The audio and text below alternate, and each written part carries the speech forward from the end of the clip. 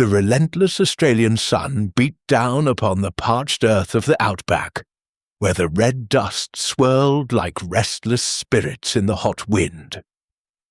Broken Hill Station, a vast sheep property in New South Wales, lay cracked and thirsting under the drought of 1935, a year when dams ran dry and hope withered like the grass. On this fateful morning, the station owner, Reginald Hargrove, was found dead beside the empty bore, his body bloated and blistered, lips cracked, eyes staring at the merciless sky. Dehydration, they said. An accident in the heat. But Hercule Poirot, the meticulous Belgian detective vacationing in Sydney, knew better. This was murder, cunning, calculated, and concealed beneath the veil of the drought. Chapter 1. Arrival in the arid waste. The train wheezed to a halt at the lonely siding, its brakes hissing like an exhausted beast in the furnace heat of the Australian outback. Hercule Poirot, immaculate despite the long journey from Sydney, descended the steps with his customary precision. His patent leather shoes touched the rough wooden platform, and immediately a fine red dust rose to assail the mirror-like polish. He frowned, withdrew a silk handkerchief, and delicately dabbed at the offending specks. Before him stretched an endless plain of rust-coloured earth, broken only by scattered clumps of spinifex and the skeletal forms of drought-stricken eucalyptus. The sky above was a pitiless bowl of brass, the sun a white-hot coin suspended in its centre. Not a cloud dared intrude upon that vast dominion of blue. The year was 1935, and New South Wales lay gripped in the merciless claws of one of the worst droughts in living memory. Poirot adjusted the brim of his Panama hat and surveyed his surroundings with sharp green eyes.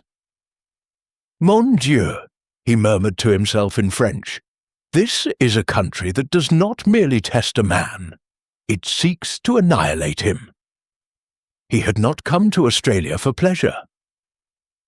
A holiday in Sydney, suggested by well-meaning friends as a respite from European tensions, had been interrupted by an urgent telegram. It had arrived at his hotel 3 days earlier, written in a feminine hand that betrayed both education and distress. Mr. Hercule Poirot, care of the Australia Hotel. Sydney, my husband Reginald Hargrove, found dead yesterday at Broken Hill Station. Police say accident, dehydration in the heat. I know it was murder. Please come at once. Money, no object. Evelyn Hargrove. The little Belgian had hesitated only briefly. A murder disguised as misfortune? That was irresistible to the finest detective in Europe, perhaps the world. He had wired his acceptance and boarded the first available train westward. Now, as he stood upon the siding, a cloud of dust announced the approach of a battered Ford utility truck. It rattled to a stop beside the platform, and a tall, sun-browned man in khaki shirt and wide-brimmed hat climbed down. "You'd be Mr. Poirot," the man said, extending a calloused hand. His voice carried the distinctive flattened vowels of the Australian bush. "Jack Mallory, station manager at Broken Hill. Mrs. Hargrove sent me to fetch you." Poirot shook the offered hand with gloved fingers. "Enchanté, Monsieur Mallory. You have driven far in this heat?" "3 hours from the homestead," Mallory replied, wiping sweat from his forehead with a blue handkerchief. "Hop in, it's another hour yet, and the road's rough as bags." Poirot climbed into the passenger seat, settling his valise upon his lap. As the truck lurched forward, sending up fresh clouds of dust, he studied his companion discreetly. Mallory was perhaps 35, lean and hard-muscled from years of bushwork. His face was weathered, the skin around his eyes creased from constant squinting against the sun. There was a watchfulness in his grey eyes that Poirot noted at once. "Tell me, if you please," Poirot began delicately, "about Monsieur Hargrove. He was a wealthy man." Mallory shifted gears with unnecessary violence. "Was, yes. Wool made him rich once. The clip from Broken Hill was famous in its day. 50,000 acres, prime merino country. But these last 3 years," he gestured at the barren landscape sliding past. "No rain worth speaking of. Sheep dying by the thousands, dams dry, bores failing one after another. The bank's been circling like dingoes round a wounded roo." "And yet Madame Hargrove speaks of murder," Poirot observed. Mallory's hands tightened on the wheel. "Police say he wandered off in the heat, got disoriented. Happens sometimes when a man's desperate. Found him beside number 7 Boar. Stone dry had been for months. Dead 2 days, they reckon. Bloated, blistered, not a pretty sight." "But you do not believe this explanation?" The manager shrugged. "Reg knew this country better than any man alive. He wouldn't go checking a bore he knew was dry without water and company. And he wasn't the sort to wander delirious. Hard man, Reg Hargrove. Hard on himself most of all." They drove in silence for some miles, the truck bouncing over corrugations that rattled Poirot's teeth, despite his best efforts to maintain composure. Occasionally they passed the bleached skeletons of sheep or cattle, grim reminders of the drought's toll. Once, a mob of kangaroos bounded across the track, their passage raising fresh dust clouds. "Tell me of the household," Poirot resumed.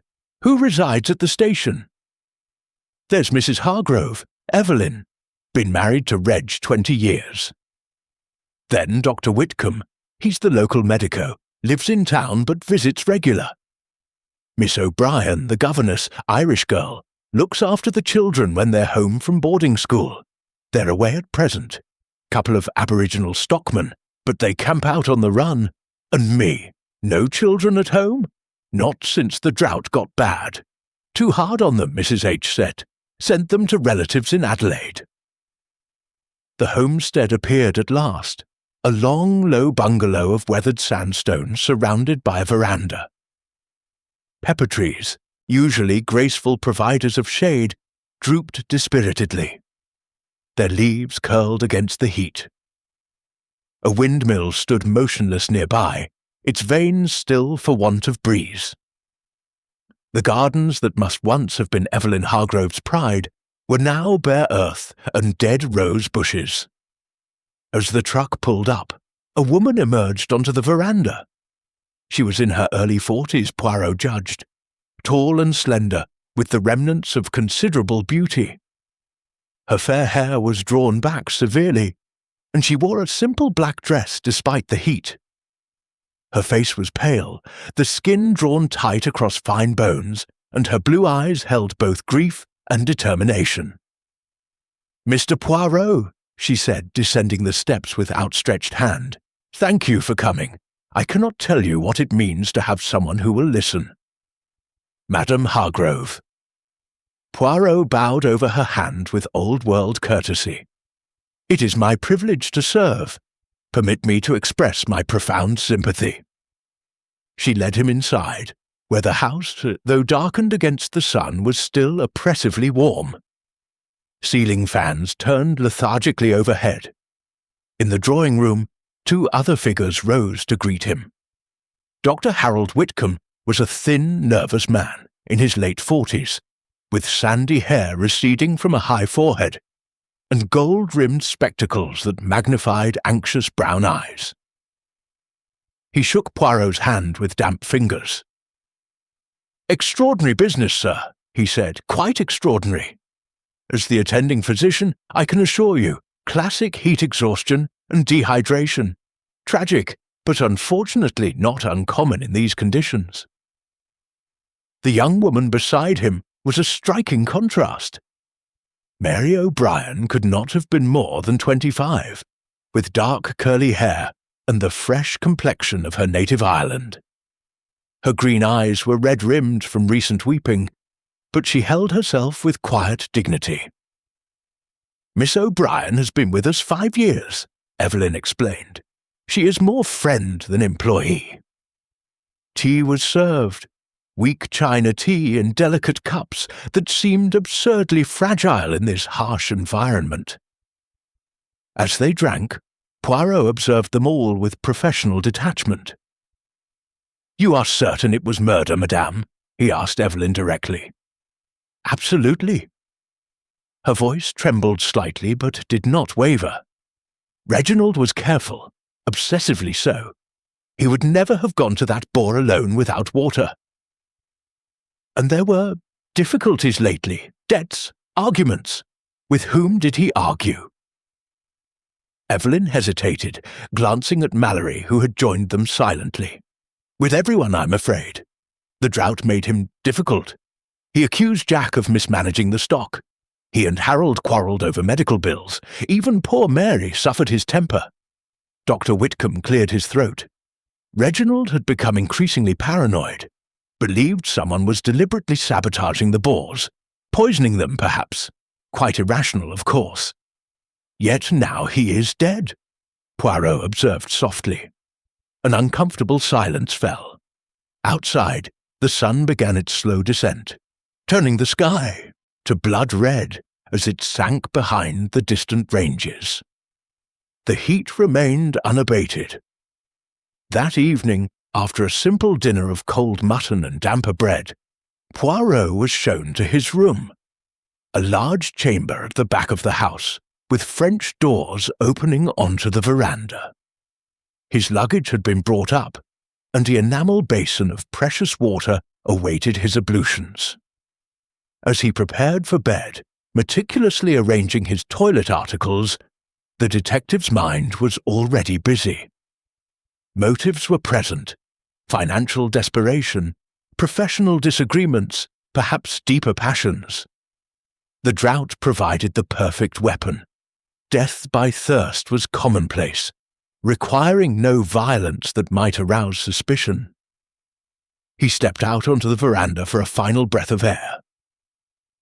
The night was vast and star-filled, the Milky Way a river of light overhead. Somewhere in the distance, a dingo howled, a lonely, chilling sound that seemed to echo the desolation of the land itself. Poirot stood motionless, his small, neat figure silhouetted against the starlight. Then, with the acuity of his trained observation, he noticed something. A faint movement in the shadows beneath the pepper trees. A human figure watching the house, watching, perhaps, his window. The little Belgian did not call out. Instead, he withdrew silently into his room, a thoughtful expression upon his egg-shaped face as he carefully locked the French doors. Chapter 2. The suspects gather. The morning sun had scarcely cleared the horizon when Hercule Poirot emerged from his room, already impeccably attired in a light grey suit, waistcoat, and perfectly knotted tie. The heat was already building, a heavy presence that pressed against the walls of the homestead like an unwelcome guest, yet Poirot refused to concede even a collar stud to discomfort. He descended the wide veranda steps with his precise, mincing gait and paused to survey the scene before him. The homestead yard was stirring into life.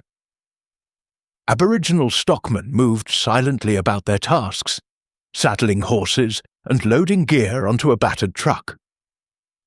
A kelpie dog lay panting in the thin strip of shade cast by the pepper trees. The air carried the faint, acrid smell of dust and eucalyptus, overlaid with the sharper tang of wood smoke from the kitchen chimney. Poirot's attention was drawn to the breakfast table set beneath the veranda's eastern end, where the household had already assembled. Evelyn Hargrove sat at the head, pale but composed in a simple white blouse and dark skirt. Dr. Whitcomb hovered solicitously nearby, pouring tea with the air of a man performing an important medical duty. Jack Mallory leaned against a post, hat in hand, his face shadowed by fatigue. Mary O'Brien moved quietly between table and kitchen, carrying plates of damper bread, golden syrup, and thin slices of mutton left from the previous night. "Good morning, monsieur, mesdames, messieurs." Poirot greeted them with a small bow.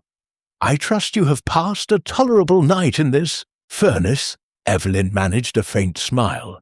"Tolerable enough, Mr. Poirot. Please join us. We eat early in the bush. The heat makes a heavy breakfast impossible later." Poirot seated himself with care, accepting a cup of tea that was, to his disappointment, both weak and milky. He compensated by adding 2 precise lumps of sugar. "I have been considering the unfortunate demise of Monsieur Hargrove," he began without preamble, his voice carrying easily in the still morning air. "It is necessary that I understand the circumstances most exactly. Perhaps we may speak freely here, en famille." There was a momentary silence. A magpie warbled mockingly from a nearby tree. Evelyn spoke first. "Of course, we have nothing to hide." "Excellent." Poirot placed his cup upon its saucer with delicate precision. "Then let us begin with the discovery of the body. Who found Monsieur Hargrove?" Jack Mallory stirred. "I did. 2 mornings ago. We'd missed him the previous evening, thought he'd stayed out at one of the outlying camps. Happens sometimes when he's checking boars. But when he didn't show by midday, I rode out to number 7. That's the farthest boar on the eastern boundary. Found him, lying there. Describe the scene, if you please." Mallory's jaw tightened. He was on his back beside the dry boar head. Hat gone, probably blown away. Face and hands badly blistered from the sun. Lips cracked, tongue swollen. Eyes he stopped swallowing. Eyes staring up at nothing. Like I said, not pretty. And the doctor's verdict? Dr. Whitcomb adjusted his spectacles. "Classic severe dehydration and hypothermia, Mr. Poirot. The body was in full rigour when I examined it late that afternoon. Death had occurred at least 24 hours earlier, possibly 36. There were no marks of violence, no evidence of poison or injury. In these conditions, a man can perish remarkably quickly once water is exhausted." Poirot's green eyes gleamed. And yet Monsieur Hargrove was an experienced bushman. He would carry water, no? "Always," Mallory confirmed. "He had his canvas water bag and a flask. Both were empty when we found him. The bag had a small tear. Perhaps it leaked, or he spilled it in delirium. Or perhaps," Poirot said softly, "it was emptied deliberately." Evelyn drew in a sharp breath. Dr. Whitcomb frowned. Mary O'Brien, returning with a fresh pot of tea, paused in the doorway, her face paling. Poirot continued smoothly, "Let us consider motives, for where there is murder, there is always motive. The station is heavily in debt, I understand." Mallory nodded grimly. "Up to our necks. The bank's been pressing for repayment. Reg had borrowed heavily to sink new bores, most of them failures." "And upon his death, madame," Poirot turned to Evelyn, "the property passes to you." "Yes, but the debts remain. His death solves nothing financially. Yet it removes a husband who had become difficult, perhaps?" Evelyn's chin lifted. "Reginald and I had our disagreements, especially lately. The drought wore on him terribly. He was not an easy man at the best of times, but I did not wish him dead." Poirot's gaze shifted to Dr. Whitcomb. "And you, Doctor? I believe you have known Madame Hargrove for many years." Whitcomb flushed. "We were acquainted in Adelaide, yes, before her marriage. I have attended the family professionally since moving to the district 10 years ago." There were rumours, perhaps, of an earlier attachment. "That is ancient history," Whitcomb said stiffly. "Reginald Hargrove was my patient and, in his better moments, my friend." Mary O'Brien set down the teapot with rather more force than necessary. Poirot's eyes flicked to her. "And you, mademoiselle, a governess far from home, why remain in such hardship?" Mary's soft Irish voice was steady. "The children, sir. I came for them, and Mrs. Hargrove has been kind to me." "But Monsieur Hargrove?" Her gaze dropped. "He could be harsh, especially when drink taken. Lately he accused people of carelessness, of sabotage even, said someone was deliberately ruining the Boers." "Sabotage?" Poirot's eyebrows rose. "An interesting notion. Who was thus accused?" Everyone looked uncomfortable. Finally, Mallory spoke. "He accused me, more than once. Said I wasn't maintaining the windmills properly, that stock were being mismanaged. We argued bitterly the week before he died. And yet you remained in his employ. Had to. No other work in the district. Besides," Mallory hesitated, "there was money owed me. Back wages, and a loan I'd made him personally when the bank tightened the screws." Poirot absorbed this. "So we have debts, old affections, professional disagreements, accusations of incompetence. Motives sufficient, perhaps." He rose suddenly. "This afternoon I wish to visit the site of the tragedy. Monsieur Mallory, you will accompany me?" Mallory nodded reluctantly. The day passed in oppressive heat. Poirot spent the morning in quiet observation, noting the strained interactions between the household members. Evelyn retreated to her room with a headache. Dr. Whitcomb drove away in his dusty Austin, ostensibly to visit patients in town. Mary O'Brien busied herself with unnecessary cleaning. At 3 o'clock, when the heat was at its most ferocious, Poirot and Mallory set out in the utility truck.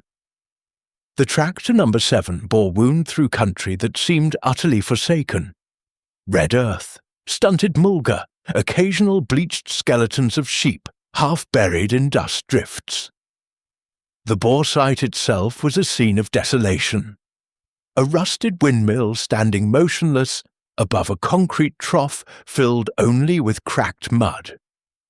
The Boer head was capped, the pipe long since dry. Nearby lay the place where Hargrove had been found, marked now only by a slight disturbance in the dust. Poirot alighted and began a meticulous examination, moving in ever-widening circles. He noted boot prints, some fresh, some older, overlapping in confusion. He examined the ground near the Boer head with particular care, using a magnifying glass he produced from his pocket. "Interesting," he murmured. 2 sets of prints approaching, one set leading away. Yet the departing prints are deeper, as though carrying greater weight, and here he pointed to faint marks in the dust, the suggestion of something dragged. Mallory watched uneasily. Could be animals. Dingoes would have been at the body. Perhaps. Poirot straightened. But observe, the departing prints are solitary. If Monsieur Hargrove had walked here alone, there should be only one set approaching and one leaving. Yet there are 2 approaching. Before Mallory could respond, a sharp crack split the air. A bullet whined past Poirot's ear, burying itself in the dust at his feet with a puff of red. Poirot did not flinch. He turned calmly toward the ridge from which the shot had come, his eyes narrowing against the glare. "Someone," he observed quietly, "very much wishes Hercule Poirot to discontinue his inquiries." Chapter 3. Footprints in the Dust. Hercule Poirot stood motionless in the blistering heat, his small, compact figure as composed as if he were strolling along the Thames embankment, rather than in the midst of a murderous Australian wilderness. The echo of the rifle shot still hung in the dry air, and a thin plume of dust rose lazily from where the bullet had struck the ground inches from his polished shoes. Jack Mallory, less composed, had thrown himself flat behind the utility truck. Now he raised his head cautiously. "You all right, Mr. Poirot?" "Perfectly, merci," Poirot replied with calm courtesy. He turned toward the low ridge from which the shot had come, a line of jagged ironstone rocks some 200 yards distant, crowned with stunted mulga. Our would-be assassin has chosen a position both elevated and distant. A prudent man, but perhaps not prudent enough. Mallory scrambled to his feet, face pale beneath the tan. "We'd better get under cover. He might try again." Poirot lifted a restraining hand. "Unnecessary. Observe the dust. There is no further movement. Our friend has departed with haste. He fired to frighten, not to kill. Had he wished my death, Hercule Poirot would already be lying beside poor Monsieur Hargrove." Mallory stared at him in reluctant admiration. "You're a cool one. I'll give you that." "Coolness is a matter of discipline," Poirot said modestly. "Now, let us resume our examination before the light fails." He returned to the disturbed patch of ground near the boar head, kneeling with care to avoid creasing his trousers unduly. With the small magnifying glass he produced from his waistcoat pocket, he studied the overlapping boot prints with intense concentration. "Regardez," he murmured after some minutes. "Here we have the prints of Monsieur Hargrove.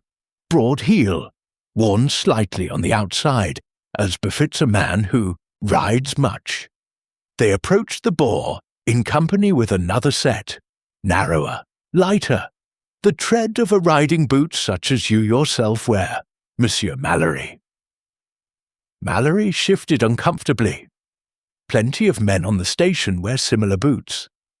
"Précisément, but observe the depth. The second set is deeper on the return journey than on the approach, as though the wearer carried additional weight when leaving." "Could have been carrying gear," Mallory muttered. "Or," Poirot said softly, "assisting a man who could no longer walk unaided." He moved in a slow circle, pausing frequently to scrutinize the ground. At length he stopped beside a clump of spinifex and delicately parted the sharp blades with gloved fingers. And here, most interesting, faint marks of cord or rope dragged through the dust. See how the grains are brushed in one direction only. Someone was bound, however loosely, to prevent effective resistance. Mallory's face had grown grim. "You're saying he was brought here alive, tied up, and left to die. That is exactly what I am saying. A murder most cunning, for in this drought, death by thirst excites no surprise. The perfect crime, until Hercule Poirot arrives." The sun was sinking now, turning the western sky to a furnace of red and gold. Long shadows stretched across the parched earth like accusing fingers. Poirot rose, dusting his knees with fastidious care. "We have seen sufficient for today. Tomorrow I will examine the homestead more closely. Tonight, perhaps, our assassin will grow nervous." They drove back in silence, the truck's headlights cutting tunnels through the gathering dark. When they reached the homestead, the windows glowed with lamplight, and the scent of roasting mutton drifted on the still air. Evelyn Hargrove met them at the gate, her face anxious. "We heard a shot. Jack's rifle, I thought. What happened?" "Someone expressed disapproval of my investigations," Poirot replied lightly. "A bullet passed close enough to trim my moustache, had it been less perfectly waxed." Evelyn's hand flew to her throat. "You might have been killed." "But I was not. And now our murderer knows that Hercule Poirot is not so easily discouraged." Dinner that evening was a strained affair. Dr. Whitcomb had returned from town and listened to the account with professional detachment that seemed, to Poirot's observant eye, just a shade too studied. A warning shot, clearly, the doctor pronounced. Some boundary rider, with a grudge, perhaps. These bushmen can be volatile. Yet the shot was remarkably well aimed for a mere warning, Poirot observed. No docteur. This was the work of someone who knows both firearms and the value of intimidation. Mary O'Brien served the meal with unusual quietness, her green eyes flicking nervously toward the darkened windows. When she placed Poirot's plate before him, her hand trembled slightly. After dinner, Poirot requested private conversation with Mary in the small sitting room that overlooked the garden. The room was stuffy despite open windows, and the lamp attracted a constant swirl of moths. "You are frightened, mademoiselle," Poirot began gently, seating himself with precision. "That is natural. But you will tell me why." Mary twisted her hands in her lap. "It's this place, Mr. Poirot. The drought has made everyone strange. Mr. Hargrove, worst of all. He drank more, grew suspicious of everyone, accused us of plotting against him." "And had he cause?" She hesitated. "He made advances to me, more than once. When I refused, he threatened to send me away without references. I have no family, nowhere to go." Poirot nodded sympathetically. "A difficult position, and the others?" "Mrs. Hargrove suffered most. He was cruel to her, verbally, you understand. About money, about her childlessness after the early years. Dr. Whitcomb tried to help, prescribing tonics for her nerves, but that only made Mr. Hargrove more angry. He accused the doctor of improper interest." "And Monsieur Mallory?" "Jack and Mr. Hargrove quarrelled constantly about the running of the station. Jack lent him money, his own savings, when the bank refused further credit. Mr. Hargrove promised repayment with interest when the rains came, but lately he mocked Jack for his trust." Poirot leaned forward. "One thing more. On the day Monsieur Hargrove disappeared, what was the sequence of events?" Mary thought carefully. "He breakfasted early, said he was riding out to check several boars. Jack offered to accompany him, but Mr. Hargrove refused angrily. Said he didn't need a nursemaid. That was the last any of us saw him alive." "His pocket watch, was it still running when the body was found?" "I believe it had stopped. Jack mentioned it. At 2:00, he thought." Poirot's eyes gleamed. "Yet several persons recall seeing Monsieur Hargrove riding out after 4:00 that afternoon. Most curious." Mary stared at him. "But that would mean that someone lies about the time of death, or the watch was deliberately stopped. Either way, we have our first solid discrepancy." Later, alone in his room, Poirot sat at the small writing desk and made neat entries in his leather-bound notebook. The household retired early, exhausted by heat and tension. The homestead settled into silence, broken only by the occasional creak of cooling timber or the far-off cry of a night-bird. At midnight, Poirot, still fully dressed save for his jacket, extinguished his lamp and moved silently to the French doors. He stood in the shadow of the curtain, watching. For nearly an hour, nothing stirred. Then, from the direction of the pepper trees, came the faint gleam of a masked lantern. A figure moved cautiously toward the outbuildings, the implement shed, Poirot noted. The light vanished inside for several minutes, then re-emerged and retreated toward the stockman's quarters. Poirot waited until all was still again before returning to his chair. He did not sleep. His little grey cells were very busy indeed. At dawn, he was first at the breakfast table, requesting strong coffee with a firmness that surprised the cook. When Mallory appeared, rubbing sleep from his eyes, Poirot greeted him pleasantly. "I trust you slept well, monsieur."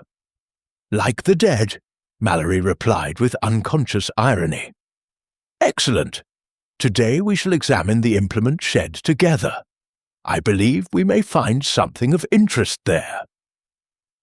Mallory's expression became wary, but he nodded agreement. As the household gathered, Poirot noticed that Dr. Whitcomb's hands shook slightly as he buttered his damper. Evelyn Hargrove's eyes were red-rimmed, as though from weeping or sleeplessness. Mary O'Brien avoided everyone's gaze. The little Belgian permitted himself a small, satisfied smile. The net was drawing tighter, and the murderer, whoever he or she might be, was beginning to feel its pressure. Outside, the relentless sun rose higher, promising another day of furnace heat. But Poirot felt only the cool satisfaction of a huntsman who knows his quarry is within sight. Chapter 4. The Poisoned Well. The implement shed stood at the far end of the homestead yard, a corrugated iron structure whose roof rattled faintly in the morning breeze. Hercule Poirot approached it with the air of a man entering a treasure vault, his green eyes bright with anticipation. Jack Mallory followed reluctantly, his boots scuffing the dust. "Open the door, if you please," Poirot requested. Mallory swung the heavy door outward on protesting hinges. The interior was dim and stifling, thick with the smell of machine oil, leather and dust. Tools hung in neat rows along the walls. Branding irons, fencing pliers, shear blades glinting dully. Saddles rested on wooden stands, and shelves held coils of wire, tins of grease, and bottles of veterinary medicines. Poirot stepped inside, his gaze sweeping systematically over every surface. He paused before a shelf of chemicals: sheep dip, rat poison, insecticides. One bottle caught his attention, a small brown glass vial labelled laudanum with Dr. Whitcomb's name on the prescription sticker. "Most interesting," he murmured. He lifted the vial carefully. It was half empty. "This belonged to Monsieur Hargrove?" Mallory nodded. "For his insomnia. The drought kept him awake nights, worrying." Poirot replaced it and moved to a bench where several canvas water bags hung from hooks. He examined each in turn, shaking them gently. One, smaller than the others, had a fresh tear along the seam, hastily mended with twine. "This is the bag found with the body?" "That's it." Poirot sniffed delicately at the neck. "A faint odour, sweet, medicinal, not the usual taste of canvas and warm water." He produced a small test kit from his valise, files and papers he always carried for such eventualities, and dabbed a drop from the bag onto litmus. The paper turned pale blue. "A sedative," he announced. "Enough remained in the weave to detect. Monsieur Hargrove's water was drugged. He would have become drowsy, confused, easy to lead or transport against his will." Mallory stared. "You're saying someone put laudanum in his water bag before he rode out?" "Precisely. And who prepared his gear that morning?" Mallory hesitated. "Mary usually fills the water bags from the homestead tank, but anyone could have added something later." Poirot nodded thoughtfully and continued his search. In a dark corner behind a stack of wool bales, he found what he sought: a short length of rope, its fibres stained with red dust and faint traces of blood. The ends were freshly cut. "This matches the drag marks we observed yesterday," Poirot said with satisfaction. "Our murderer is careless in his haste to conceal evidence." They emerged into the blinding sunlight. Poirot carefully pocketed the rope in a clean handkerchief. "I must now test the homestead water supply," he declared. The main tank stood on a high stand behind the kitchen, a galvanized iron cylinder fed by the windmill and occasional carted water. Poirot climbed the ladder with surprising agility, for one so fastidiously dressed, and drew a sample into a small flask. Using his portable kit, he tested it methodically. Traces of the same sedative, he confirmed, not enough to poison, but sufficient to make everyone in the household lethargic, less observant. The drugging began days, perhaps weeks before the murder. A clever preparation. Mallory's face was grim. Who could get to the tank without being seen? Anyone familiar with the household routines. The cook, the governess, even a visitor such as Dr. Whitcomb. They returned to the veranda where Evelyn Hargrove sat sewing, her needle moving with mechanical precision. Dr. Whitcomb had joined her, ostensibly reading a medical journal, but watching the yard with ill-concealed anxiety. Poirot addressed them directly. "I have discovered that Monsieur Hargrove was drugged with laudanum before being abandoned at the bore. The homestead water tank also contains traces of the same substance. Someone among us has been administering sedatives for some time." Evelyn's needle stilled. Laudanum? But that was Reginald's own medicine. "Exactly, madame. Prescribed by Dr. Whitcomb." The doctor rose abruptly, his journal falling to the floor. "I prescribed it in good faith. For insomnia, as I told you. I never— Yet you delivered it personally," Poirot interrupted smoothly. "And you visited frequently in recent weeks. You would know when the tank was replenished." Whitcomb's face flushed dark red. "This is outrageous! I'm a medical man, not a poisoner." Mary O'Brien appeared in the doorway, carrying a tray of afternoon tea. Her eyes widened at the tension. "Mary," Poirot said gently, "you fill the water bags and the kitchen tank. Did you notice anything unusual?" She set the tray down with trembling hands. "No, sir, except the tank tasted odd once or twice. I thought it was the heat affecting the iron." Evelyn spoke quietly. "Reginald accused Harold of giving me sedatives without his knowledge. Said my tonics were making me listless. They quarrelled terribly about it the day before he disappeared." Whitcomb made a strangled sound. "He was paranoid. The drought had unhinged him." Poirot held up a restraining hand. "We must consider all possibilities, but there is more." He produced the length of rope. "This was hidden in the shed. It bears traces of Monsieur Hargrove's blood. He was bound, however briefly." The group stared at the rope in horrified silence. That evening, as the sun bled across the horizon in streaks of crimson, Poirot gathered them in the drawing-room. The air was heavy with unsaid accusations. "One further discovery," he announced. "I have found a forged prescription note in Dr. Whitcomb's handwriting, requesting additional laudanum from the chemist in town, dated after the original bottle was supplied." Whitcomb leapt to his feet. "I wrote no such note." "Yet it exists, and the chemist will confirm the handwriting." The doctor sank back, mopping his brow. "Someone is trying to implicate me. Or," Poirot said softly, "someone is very clever at misdirection." Dinner passed in near silence. Afterward, Poirot retired early, but not to sleep. He sat by his window, watching the night. At 10 o'clock, dark clouds began to gather in the west, an astonishing sight after years of clear skies. Distant thunder rumbled like artillery. The air grew electric, charged with the promise of rain. Poirot watched as Jack Mallory left the homestead quietly and made his way to the dam that supplied the vegetable garden, the last reliable water source on the property. Under cover of darkness, Mallory worked swiftly with a shovel, digging at the earthen wall. Minutes later, a trickle became a flood.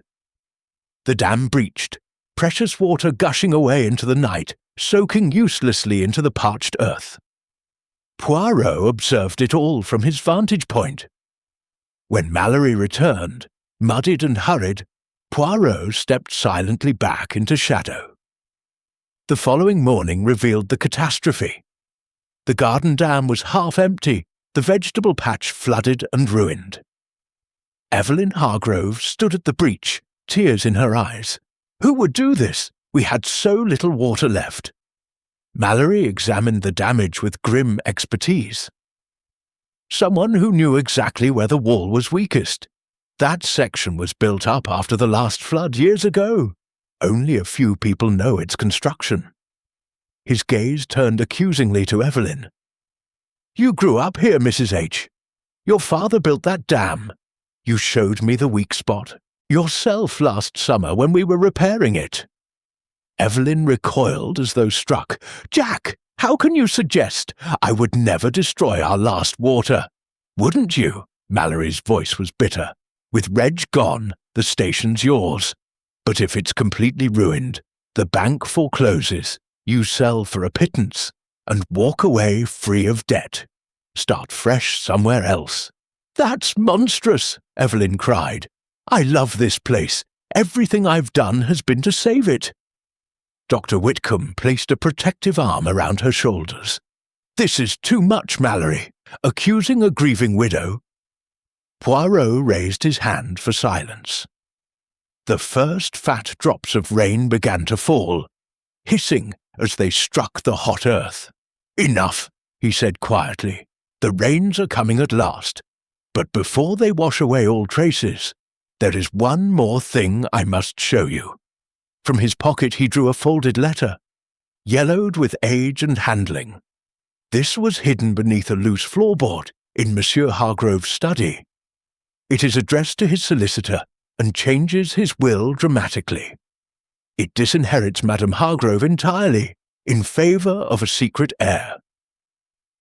Evelyn stared in shock. But there is no other heir. We had no children after the early miscarriages. Poirot's eyes turned to Jack Mallory. No acknowledged children, madame, but illegitimate ones, perhaps. Mallory froze, raindrops darkening his shirt. The storm broke fully then, thunder crashing overhead as the heavens opened in a deluge the likes of which Broken Hill Station had not seen in 3 long years. And in the midst of that cleansing downpour, Hercule Poirot knew the murderer's carefully constructed edifice was about to come crashing down. Chapter 5. Secrets of the Past. The rain fell in sheets, a roaring deluge that turned the dusty yard into a quagmire, and hammered upon the iron roof of the homestead like 1,000 impatient fists. For 3 long years the earth had thirsted. Now it drank greedily, greedily enough to drown. Hercule Poirot stood upon the veranda, sheltered beneath the narrow eaves, watching the transformation with quiet satisfaction. Water cascaded from gutters, poured in red rivulets across the ground, and filled the air with the clean, sharp scent of wet soil. The pepper trees drooped lower under the weight, and the motionless windmill creaked into sudden life, its vanes spinning wildly. Inside the drawing-room, the household had gathered in uneasy silence. Lamps had been lit against the premature darkness of the storm, casting flickering shadows across strained faces. Evelyn Hargrove sat upon the sofa, white and still, the incriminating letter trembling in her hand. Dr. Whitcomb stood behind her chair, one protective hand upon her shoulder. Jack Mallory leaned against the mantel, arms folded, his face a mask of controlled fury. Mary O'Brien hovered near the door, as though ready for flight. Poirot entered, raindrops glistening upon his shoulders like diamonds. He removed his hat with care, and placed it upon a side table. Mesdames, messieurs, he began, his voice cutting cleanly through the thunder. We approach the heart of the matter. This letter, hidden so carefully by Monsieur Hargrove, reveals a secret he intended to carry to the grave. It instructs his solicitor to alter the will, leaving Broken Hill Station not to his wife, but to his natural son. Evelyn's voice was a whisper. But there was no such son. Reginald told me many years ago that a youthful indiscretion had come to nothing.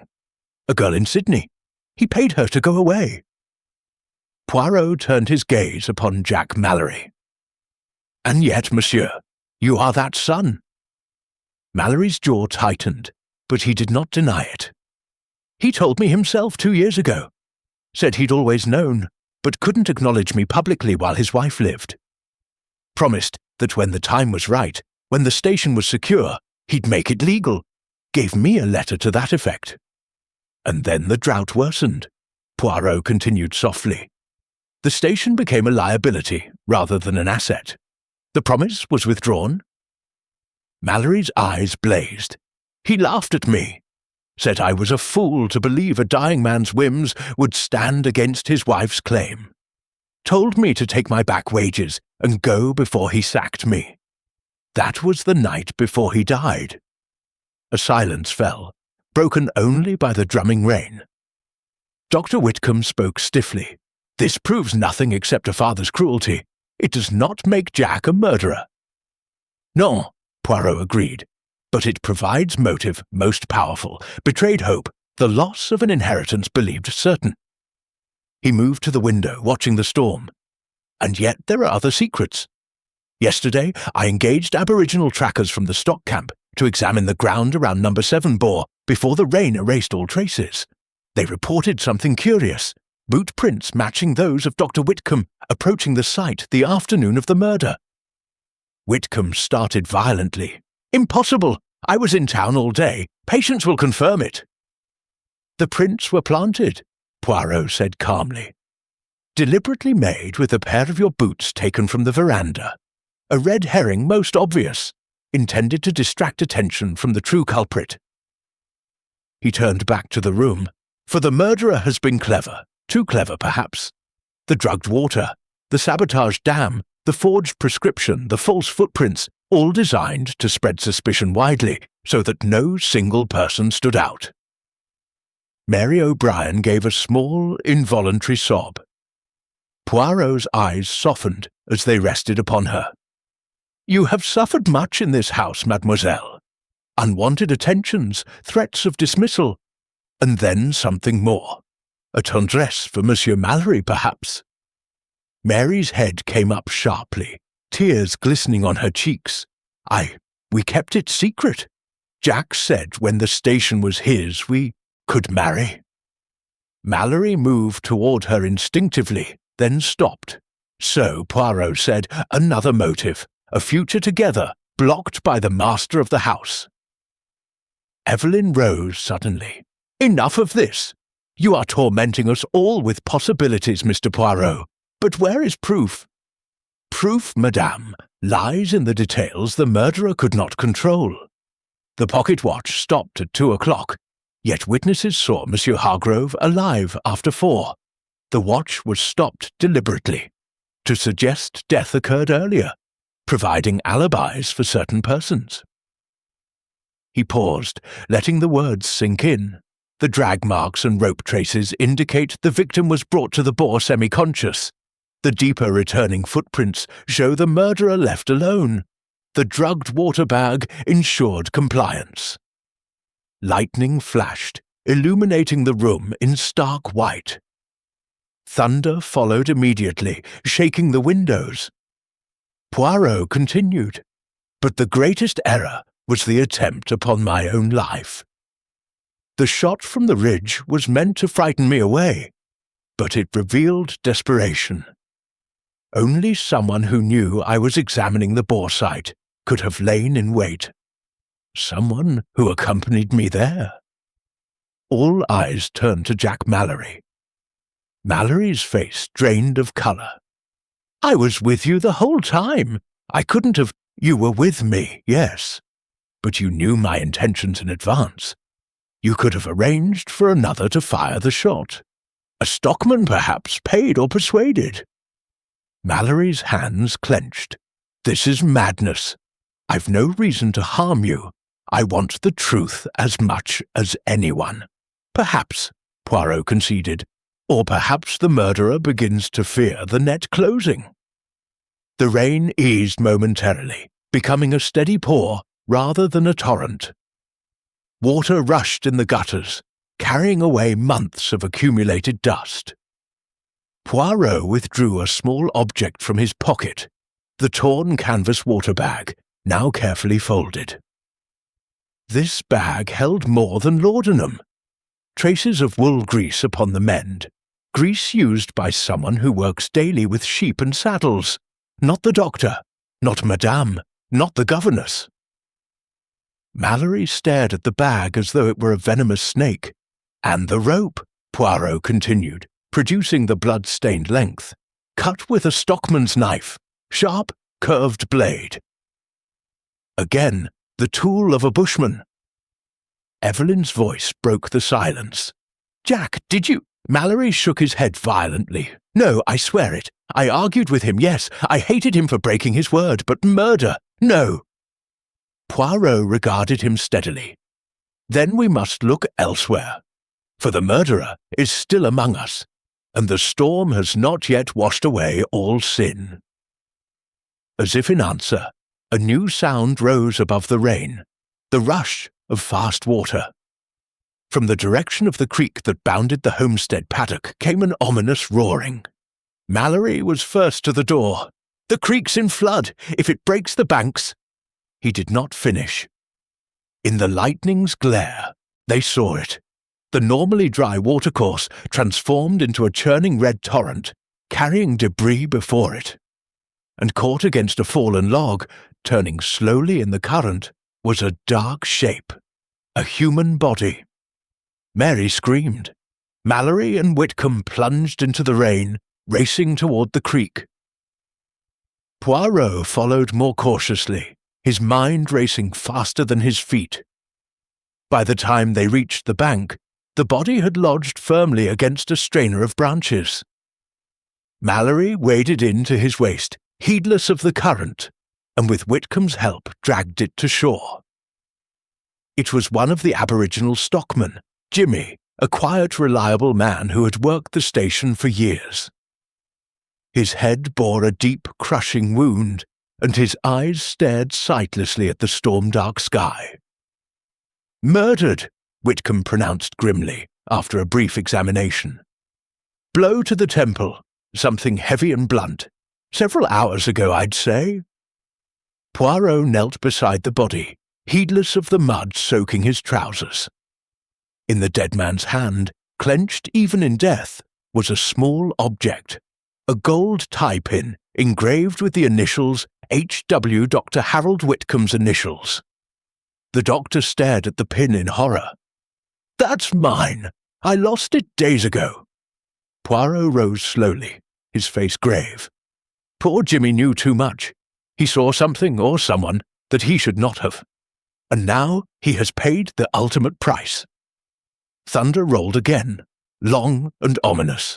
"The murderer," Poirot said quietly, "has struck twice. And unless Hercule Poirot intervenes, there will be a third victim before this storm ends." Chapter 6. The Breaking Storm. The storm raged through the night, a wild, exultant thing that seemed determined to wash away every trace of the long drought, and perhaps the sins that had festered beneath it. Thunder rolled across the plains like artillery. Lightning stitched white fire across the sky. And the rain came down in relentless silver rods that turned every depression into a lake and every creek into a roaring torrent. Inside the homestead, lamps burned late. No one slept. The discovery of Jimmy's body had shattered the last pretense of calm. The Aboriginal stockmen had carried their comrade's body to the implement shed and laid him there with quiet dignity, covering him with a clean tarpaulin. They spoke little, but their dark eyes were watchful now, wary of the white fellas in the big house. Hercule Poirot sat alone in the drawing-room, a small island of stillness amid the chaos. Before him on the table lay the evidence he had gathered. The torn water bag, the blood-stained rope, the forged prescription, the gold tie-pin, the letter changing the will. He arranged them with meticulous care, like pieces upon a chessboard, while his little grey cells worked with silent intensity. At length he rose and moved silently through the house, listening at doors. Evelyn Hargrove wept quietly in her room. Dr. Whitcomb paced his guest chamber, muttering to himself. Jack Mallory and Mary O'Brien spoke in low, urgent tones in the kitchen before separating hastily at the sound of Poirot's approach. The little Belgian returned to the drawing-room and waited. It was past 2 in the morning when Dr. Whitcomb entered, his face haggard, hair dishevelled. He started at the sight of Poirot sitting calmly in the lamplight. "Couldn't sleep either, Doctor?" Poirot inquired politely. Whitcomb poured himself a stiff whisky from the sideboard with shaking hands. "This business is intolerable. First Hargrove, now poor Jimmy. The police must be sent for at once." "They will come when the roads are passable," Poirot replied. "But tell me, why did you visit the stockman's camp this evening after we brought the body in?" Whitcomb's glass paused halfway to his lips. "I wish to offer condolences, professional courtesy, or to ensure that Jimmy had told no one what he knew." The doctor slammed the glass down. "I've had enough of these insinuations, Poirot. That tie-pin was stolen from me. Anyone could have taken it from my room." "Anyone," Poirot agreed, "who wished to cast suspicion upon you. Yet consider, Jimmy's wound was inflicted with a heavy instrument, a fencing maul perhaps, or a crowbar. Such tools are kept in the shed. And the murderer struck swiftly, in the rain, knowing the storm would cover the sound." Whitcomb sank into a chair. "Then it must have been Mallory. He has the strength, the knowledge of the land, and the motive. Hargrove's broken promise." "Possible," Poirot said. "But there are difficulties. Monsieur Mallory was observed by the cook helping to secure the horses when the storm broke. He could not have been at the creek and back so quickly." The doctor stared. "Then who?" Poirot did not answer directly. Instead he asked, "Tell me, docteur, about your gambling debts." Whitcomb went very still. "How did you—" "Monsieur Hargrove's bank manager in town is most discreet, but a telegram reaches even the Outback. You owe substantial sums in Sydney, debts of honour that have mounted over years. And recently you asked Hargrove for a loan. He refused?" Whitcomb's voice was hoarse. "He laughed at me. Said a man who couldn't control his vices had no business practicing medicine. Threatened to report me to the medical board."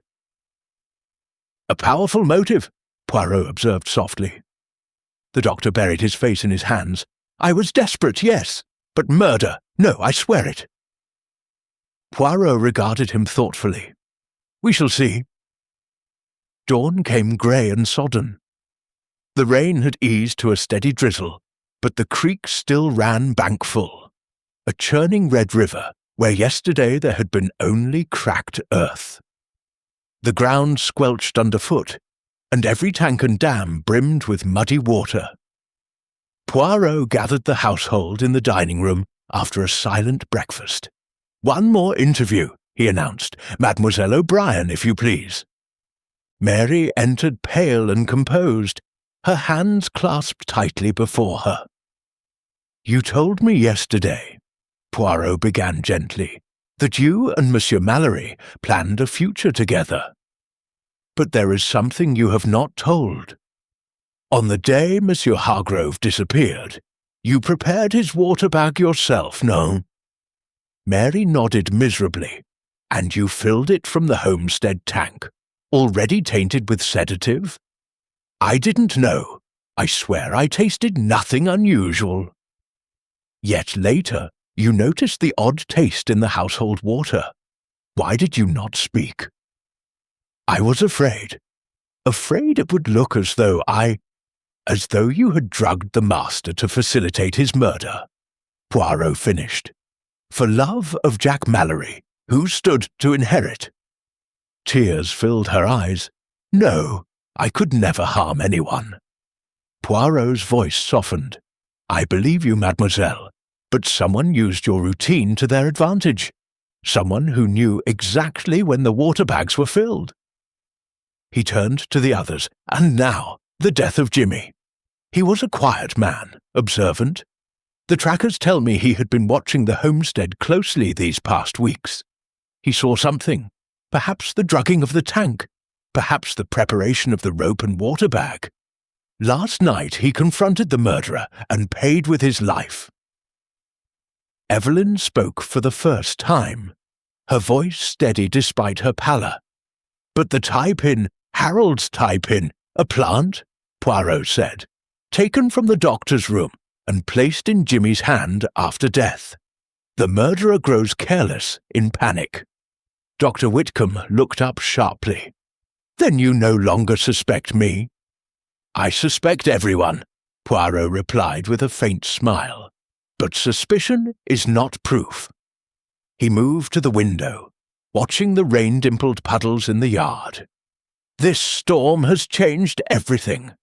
The drought is broken, the land renewed, and with the morning light comes clarity. I have arranged all the pieces. Tonight, when the police arrive from town, the roads will be passable by then. I shall reveal the truth. A murmur ran through the room. Jack Mallory spoke grimly. You know who killed my father, and Jimmy? I know, Poirot said simply, and the murderer knows that I know. That is why there will be one final attempt before nightfall. He turned from the window, his eyes sweeping the assembled faces. Tonight, mes amis, we shall set a trap, and when the murderer strikes again, Hercule Poirot will be waiting. Outside, the clouds parted briefly, allowing a shaft of pale sunlight to strike the wet earth. Steam rose in thin veils from the ground, and in the distance a rainbow arched across the cleansed sky, fragile, beautiful, and fleeting. The storm had broken. Now it was time for justice to do the same. Chapter 7. The Little Grey Cells Speak. The storm had spent its fury by late afternoon.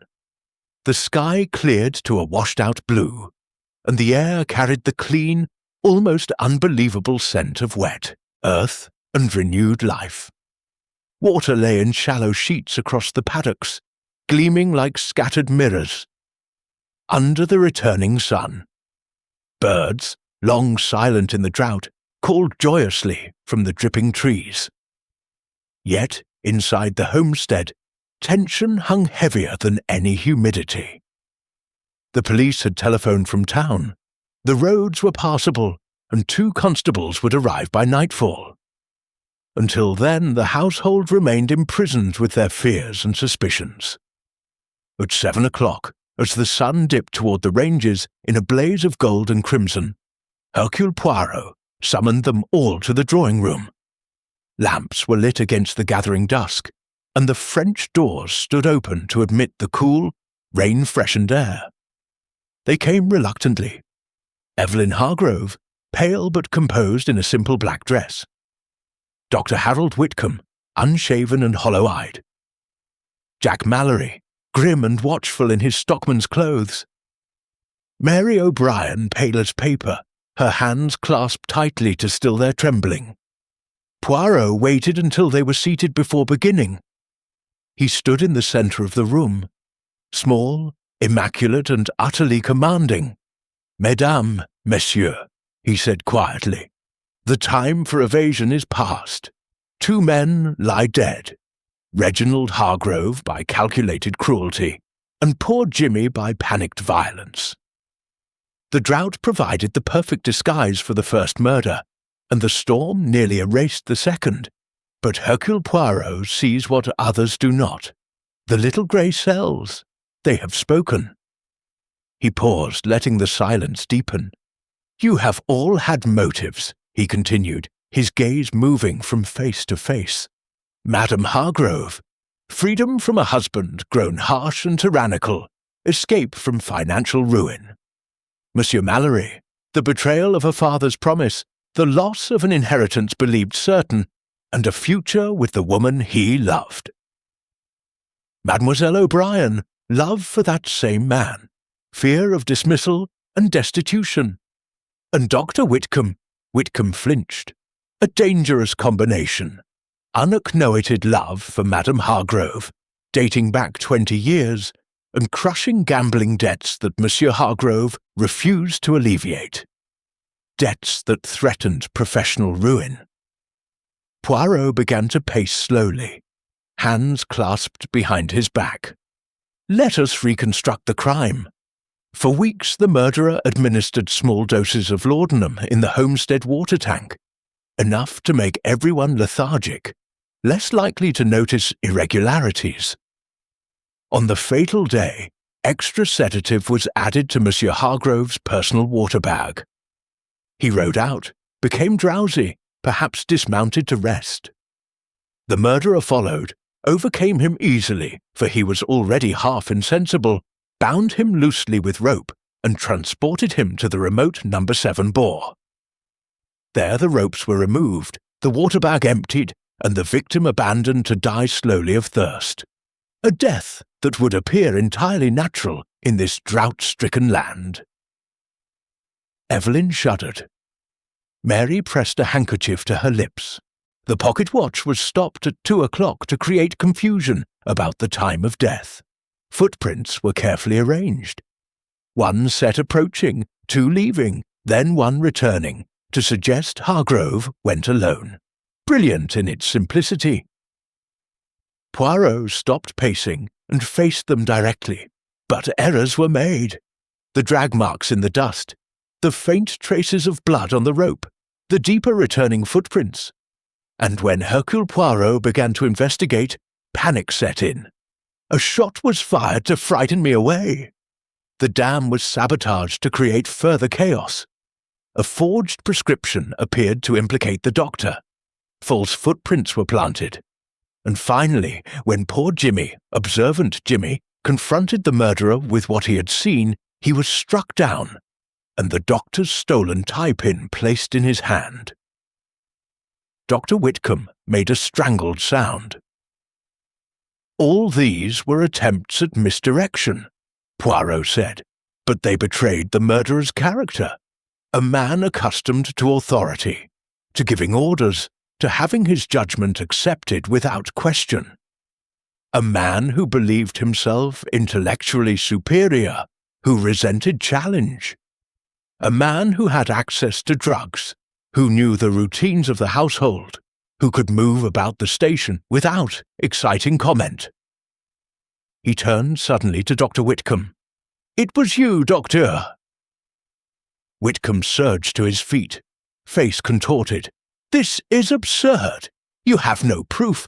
"But I have every proof," Poirot interrupted calmly. "The laudanum was yours to prescribe. You visited frequently. Opportunity to drug the tank. You knew Hargrove's habits, the location of every bore. You rode well enough to follow him unobserved. The forged prescription, in your own handwriting, but deliberately crude, an attempt at reverse psychology to make it seem too obvious. The planted footprints, made with your own boots, taken and returned while you pretended to be in town." Whitcomb's voice rose. "Lies, all lies," Poirot continued inexorably. "The tie-pin, conveniently lost days earlier, then placed in Jimmy's hand. But Jimmy's wound was on the left temple. A right-handed man striking from behind would inflict exactly such a blow. And you, Doctor, are right-handed." He produced a small envelope from his pocket. "And finally, this. Fibers caught in the wound on Jimmy's head matched the wool of the scarf you wore yesterday evening. You forgot to burn it." Whitcomb stared at the envelope as though it were a death warrant. Poirot's voice softened, almost sorrowful. "You loved Madame Hargrove for 20 years. When Hargrove refused your plea for money and threatened exposure of your gambling, you saw a way. Remove him, marry the widow, use the station's assets to pay your debts. The drought would conceal the crime perfectly, but when I arrived, you grew desperate. The room was utterly silent. Outside, the last light faded, and the first stars appeared in the vast cleansed sky. Whitcomb's shoulders sagged. Then, with sudden violence, he snatched a revolver from his coat pocket, the same weapon he had carried for protection against dingoes. "Stay back!" he snarled. "I'll not hang for this!" Mallory moved forward instinctively, but Poirot lifted a hand. "Put down the weapon, Docteur. It is over." For a long moment, Whitcomb wavered, eyes wild. Then Mallory lunged, grappling with him. The revolver discharged harmlessly into the ceiling, plaster raining down like snow. Mallory wrested the weapon away and pinned the struggling doctor to the floor. Evelyn Hargrove rose, white-faced. "Harold, how could you?" Whitcomb ceased struggling, his face crumpling. "He laughed at me, Evelyn. Laughed when I begged for help. Said you'd never have looked at me twice if he hadn't taken you first. I couldn't bear it." His voice broke into sobs. Headlights appeared on the distant track. The police at last. Poirot permitted himself a small sigh. The little grey cells, they do not lie. Order is restored. Chapter 8. The Rains Return. The police constables arrived shortly after the denouement, their truck splashing through the muddy track with lights flashing in the darkness. They listened gravely as Poirot recounted the facts, examined the evidence he had so carefully preserved, and took Dr. Harold Whitcomb into custody. The doctor offered no resistance. He seemed almost relieved that the ordeal was ended. Handcuffed and silent, he was led away into the night, his head bowed against the lingering drizzle. The homestead felt suddenly empty, as though the storm had swept away not only the dust, but the poison that had festered within its walls. Evelyn Hargrove stood on the veranda, watching the taillights of the police vehicle disappear down the track, her face unreadable in the lamplight. When she turned back to Poirot, there were tears in her eyes, but her voice was steady. "You have saved us all, Mr. Poirot, not just from suspicion, but from the slow death of living with such evil under our roof. I shall never forget what you have done." Poirot inclined his head with old-fashioned courtesy. "It is justice that has been served, madame, not I. The little grey cells, they perform their duty, nothing more." Jack Mallory approached, hat in hand, his weathered face softened by exhaustion, and something akin to peace. "I misjudged my father badly," he said quietly. "Thought he'd betrayed me. But in the end, he'd kept his promise after all. The letter to the solicitor was dated only days before his death. He was going to acknowledge me properly." Poirot nodded. "A man's heart is complex, monsieur. The drought hardened him, but perhaps the knowledge of his own mortality softened him again." Mary O'Brien stood beside Mallory, her hand resting lightly in his. The fear had gone from her eyes. In its place was a tentative hope. "We'll rebuild the station together," she said softly. "With the rains come a new beginning." The following morning broke clear and sparkling. The outback, so long parched and despairing, seemed reborn. Water lay in every hollow, reflecting the brilliant sky. The gums glistened with new life, and the red earth steamed gently in the sun. Birds filled the air with song, and already the first green shoots of grass were pushing through the mud. Poirot took a final walk around the homestead before his departure. The dams were full to overflowing, the windmills turning merrily, the garden dam repaired overnight by the stockman. The land drank deeply, gratefully. Evelyn joined him on the veranda as he prepared to board the utility truck that would take him to the siding. "I have decided to sell a portion of the outer paddocks," she said, "enough to clear the debts. The heart of Broken Hill will remain, and Jack will manage it, for all of us. He is family after all." "A wise decision, madame. And you?" "I shall travel for a time. Europe, perhaps. And when I return," she smiled faintly, "there may yet be life beyond widowhood." Poirot bowed over her hand. "You are a strong woman, Madame Hargrove. Australia has tested you, and you have prevailed." As the truck bounced away down the muddy track, Poirot looked back once. The homestead stood proud against the vivid green of the reborn plains, smoke rising peacefully from its chimneys. Figures on the veranda, Evelyn, Jack, Mary, raised their hands in farewell. The little Belgian settled back against the seat, adjusting his hat against the gentle sun. "Ah, these Australians," he murmured to himself, "a people forged in hardship, resilient as their ancient land. And now, with the rains returned, they flourish once more."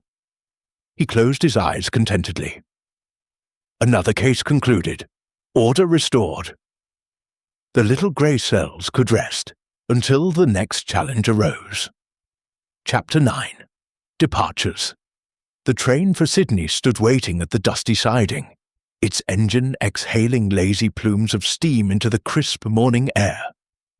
The Outback, transformed overnight by the rains, stretched away on every side in vivid greens and gleaming waters. A landscape almost unrecognizable from the parched wasteland Hercule Poirot had encountered only a week earlier. Poirot stood upon the rough platform, valise in hand, immaculate as ever in a light travelling suit and Panama hat. The heat had lost its ferocity. A gentle breeze carried the scent of wet earth and eucalyptus. He surveyed the scene with quiet satisfaction. Another case concluded. Another triumph for order and method. Jack Mallory approached from the utility truck, Mary O'Brien beside him. Both looked weary, but unmistakably lighter, as though a great burden had been lifted. "We came to see you off proper," Mallory said, extending his hand. "Can't thank you enough, Mr. Poirot. You gave us back our future." Poirot shook the offered hand warmly. "It is the truth that sets one free, monsieur, and perhaps the rain also." Mary smiled shyly. "Mrs. Hargrove asked us to give you this." She handed him a small parcel wrapped in brown paper. "From all of us." Poirot opened it carefully. Inside lay a finely crafted stockman's hat of soft felt, the brim perfectly shaped. "For your next visit to Australia," Mary explained. "Though we hope it will be under happier circumstances." Poirot turned the hat in his hands, then placed it upon his head at a precise angle. It suited him surprisingly well. "Magnifique," he declared. "I shall wear it with pride, and who knows, the world is wide, and Hercule Poirot may yet return to this fascinating country." Evelyn Hargrove arrived then, driving herself in the smaller buggy. She had regained much of her composure. Colour had returned to her cheeks, and her eyes held the beginnings of hope. "I wanted to say goodbye personally," she said, descending gracefully. "You came as a stranger, and leave as a friend. Broken Hill Station will always have a place for you." Poirot bowed over her hand. "You are most kind, madame. I leave you in good hands, with family to manage the land, and the rains to renew it. You will flourish." She smiled, a genuine smile this time. "I believe I shall. I have booked passage to Europe in the spring. Paris, Venice, perhaps even Belgium." Her eyes twinkled. "I may call upon you in London." "But of course, Hercule Poirot is always at the service of a charming lady."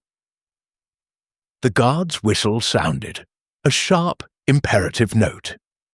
Poirot boarded the train with his usual precision, settling into his compartment as the engine began its rhythmic chugging. As the train pulled away, he watched from the window. The little group on the platform raised their hands in farewell. Evelyn erect and dignified, Jack and Mary standing close together. The stockmen in the background touching their hats in respect. The reborn landscape slipped past, green paddocks where sheep already grazed contentedly, full dams flashing silver in the sun, clouds of galas wheeling pink and grey against the brilliant sky. Poirot removed the new hat and placed it carefully upon the rack above his seat.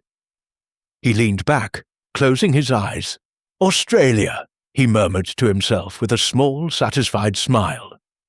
"A land of extremes, drought and flood, hardship and renewal, secrets and revelations. Vast, unforgiving, and yet beautiful." The train gathered speed, carrying the famous detective eastward towards civilization. Behind him, Broken Hill Station receded into the distance, its troubles washed away by the cleansing rains, its future bright with promise. For Hercule Poirot, another chapter closed. The little grey cells could rest until the next summons, the next puzzle, the next triumph of order over chaos. Chapter 10. Epilogue. Order restored. Some months later, in the quiet of his London flat, Hercule Poirot sat at his breakfast table, the Morning Post, arranged with geometrical precision beside his cup of chocolate. The English winter pressed grey and damp against the windows, a stark contrast to the vivid memories of the Australian sun. Among the letters was one with an Australian stamp, the address written in Evelyn Hargrove's elegant hand. Poirot slit the envelope with his silver paper knife and unfolded the pages. "My dear Mr. Poirot, I write from Broken Hill Station on a perfect autumn day. The paddocks green and lush, the sheep fat, the dams still full despite the dry summer. The wool clip this year was the best in a decade, and the bank manager has become quite civil. Jack Mallory has proven himself a fine manager.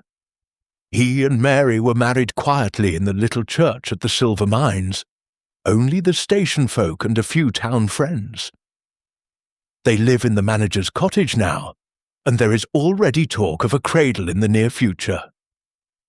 Jack has taken his father's name legally, Jack Hargrove Mallory, and carries it with pride rather than bitterness. As for myself, I spent 3 months in Europe as planned. Paris was charming, Venice dreamy, but I confess I grew homesick for wide horizons and the scent of eucalyptus. I returned by way of Belgium and laid flowers at the War Memorial in Brussels, thinking of you and your country's sacrifices.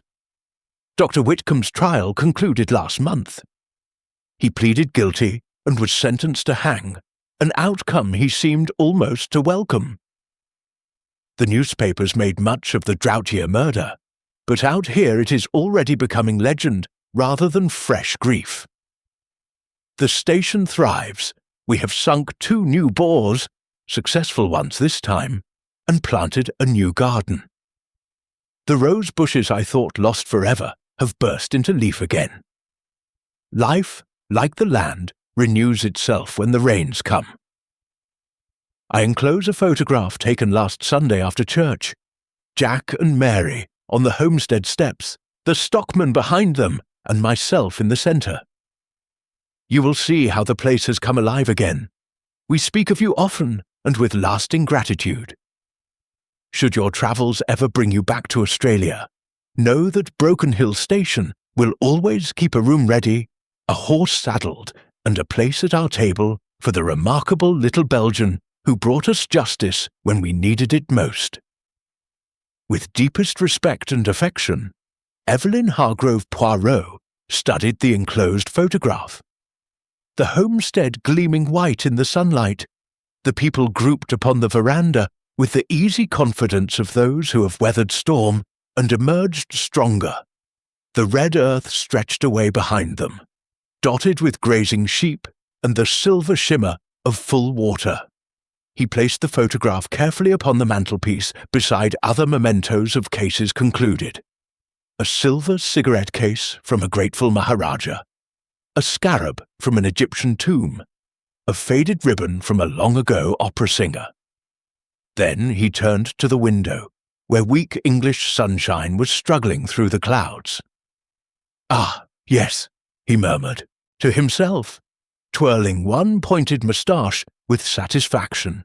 "The drought broke, as did the evil that fed upon despair. Order, it is always restored." Outside, a few tentative flakes of snow began to fall, soft and silent. Poirot watched them settle upon the London rooftops, and permitted himself a small, contented smile. The world turned on. Mysteries would arise again, but for this morning at least, in the neat order of his flat and the precise symmetry of his thoughts, all was right.